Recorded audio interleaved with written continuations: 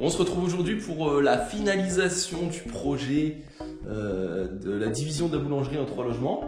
Donc les deux premiers logements, ils ont été déjà vus en vidéo. Le 3e logement vient d'être terminé et on va faire le tour pour voir avant-après vite fait. L'entrée du logement se fera côté rue comme on a vu en début de vidéo. Donc là on serait, hop, on rentre. Et là on serait dans la pièce à vivre. Pièce à vivre avec au bout dans l'arche la cuisine équipée avec une table un petit peu au milieu et au bout l'espace salon finalement, hein, ça sera une pièce à vivre ouverte.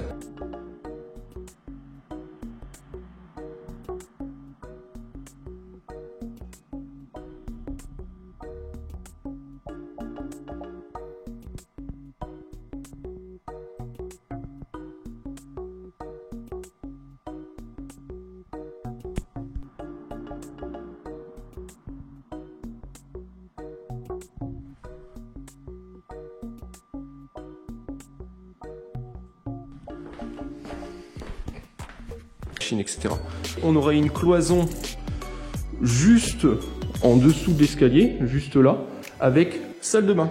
Sous l'escalier, on pourra mettre pas mal de rangements en dessous pour voilà, tout ce qui est chaussures, manteaux, etc.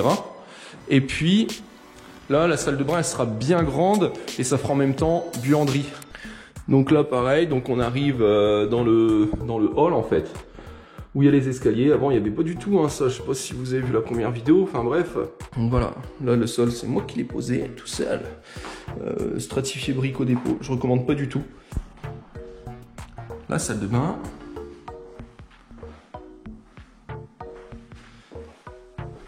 Bon, elle est hyper lumineuse, la salle de bain hyper haute. Plein de PVC pour les pièces d'eau, salle de bain, etc. Au moins ça prend pas l'eau comme les plaintes en MDF.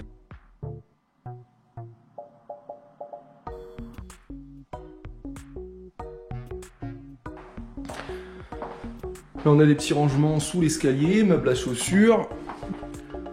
Oh. Les WC. Tout simple. Hein. Pareil qu'à côté, le sol en vinyle. Passage un escalier en demi-tour. Donc là on voit bien la structure qu'il y a sous un parquet. On sera à l'étage de l'appartement de l'ancienne boulangerie, donc avec 2 chambres, une première, une deuxième. La première serait une petite chambre plutôt pour un enfant, et la deuxième chambre qu'on connaît où tout est à créer. Là ça risque en fait, le problème qui peut se poser c'est que là avec les dalles OSB plus le parquet, les personnes risquent vraiment d'être bas sous plafond. Là, l'escalier, il a été vitrifié par mes soins. La première chambre.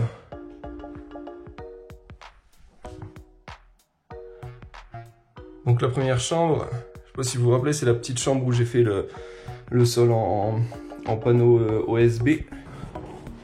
Ça passe bien. Et là, la dernière, la chambre. Bon, par contre, là, la chambre, elle est énorme. Là, c'est trop bien.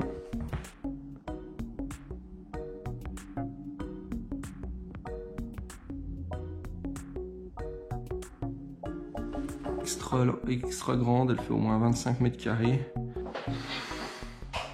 On a fait le tour du propriétaire. La maison, elle va être mise en location très rapidement. Ce qui fait très plaisir. Et après, on verra hein, pour déjà se reposer parce qu'il faut renflouer les caisses. Là, c'est vide. Mais ça va se remplir. Et puis, à l'occasion, si une bonne affaire se présente, on pourra réenchaîner. Là, j'ai encore, pour finaliser vraiment le projet, quelques papiers à remplir. C'est-à-dire que là, comme je fais de la location meublée, c'est des biens qui s'ajoutent aux biens que j'ai déjà. J'en avais déjà 2 avant. Il faut que je remplisse ce qu'on appelle des formulaires P2, P4I pour chaque logement. Et il faut que j'envoie également, mais ça je l'ai fait hier donc c'est bon, les formulaires H1 et H2. C'est quand il y a une création de lot, parce que là avant c'était une boulangerie, donc un local commercial. Il y a eu 3 logements de créés. Donc pour les logements type appartement qui sont déjà loués, il faut que je remplisse un formulaire H2. C'est pour les impôts, c'est pour le calcul de la taxe foncière, parce que forcément ça va être revu à la hausse, vu qu'il y a création de 3 logements alors qu'avant il y avait un local commercial. Et puis un H1, formulaire H1 pour ce logement qui est type maison. Et puis je suis tout le temps embêté avec ma prime rénov, là, les aides de l'État de mai 2, avec ma prime rénov d'un côté et puis il y a les CEE de l'autre. Qui sont à peu près équivalentes, c'est-à-dire que si vous avez une offre de prime je dirais une bêtise, 3000 € pour ma prime rénov, vous pouvez également avoir la même somme par les CEE. J'en fais via des bons d'achat où il y a Total Énergie, il y a Direct Énergie, il y a, je sais plus si EDF fait, mais bon bref, il y a plusieurs organismes qui s'occupent de ça. Ils ont des aides de l'État. Et en contrepartie, ils financent les primes pour les particuliers qui font des travaux de rénovation énergétique. Mais ça, c'est un casse-tête pas possible. C'est des petits filous et ils veulent s'en mettre plein les fouilles. C'est-à-dire que là, on prône, l'État prône la prime énergie, les primes énergie. Mais en fait, c'est le parcours du combattant pour les avoir. Et là, ça fait quoi? Ça va faire quasiment 1 an que j'ai entrepris les démarches et j'ai toujours pas ces fameuses primes. C'est un truc de malade.